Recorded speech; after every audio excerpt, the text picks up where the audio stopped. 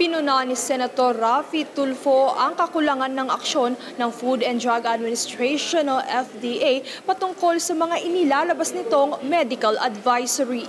Ayon sa senador, sa kabila ng pagkakaroon ng kasunduan sa pagitan ng Philippine National Police at National Bureau of Investigation ay walang raid operation na naisagawa upang tutukan ang mga manufacturer ng gamot na hindi ligtas na ikonsumo. Isa sa mga hinalimbawa ni Tulfo ay ang Glutagen Gummies na isang gummy vitamins na nakapangbiktima na ng iilan kabilang na ang mga bata. Ilan sa mga batang ito ang aksidenteng nakain ng naturang gamot dahil sa napagkamalan itong candy. Sa kabila nito, ayon sa obserbasyon at pagsisiyasat ng tanggapan ni Tulfo, mayroon pa ring mga ibinebentang ganitong gamot sa Binondo at ilang online shopping platform. Depensa naman ng FDA, hindi nila masyadong natututukan ito dahil konti lamang ang kanilang manpower at hindi anya kayang matugunan ito ng 890 plantilla position na mayroon sila. Pagdidiin naman ni Tulfo, hindi excuse ang bilang ng posisyon na mayroon sila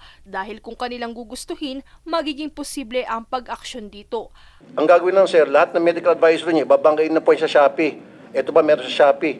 3 tao lang po kaya, 1 tao lang kaya eh. Kung gusto, maraming paraan. Kung ayaw, maraming dahilan. Yung dahilan mo is 890 lang tao ninyo. Sir naman. Ayon naman kay Senator Pia Cayetano, kailangan ay maging malikhain sa pag-regulate ng mga gamit na ito. Alamin niya dapat ang pinakaproblema at kung maaari ay huwag gawing kaakit-akit para sa bata ang packaging, maging ang kulay nito. But that's the point. Kung delikado sa bata yun, then what is now the limitation we put on it? Baka kailangan plain packaging. O di hindi na pagkakainteresan ng bata yun.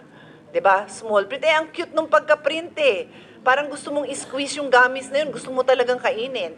That is what your team has to look at. Samantala, ni-request naman ni Tulfo na agad na kumilos ang ahensya pagkatapos ng pagdinig na ito.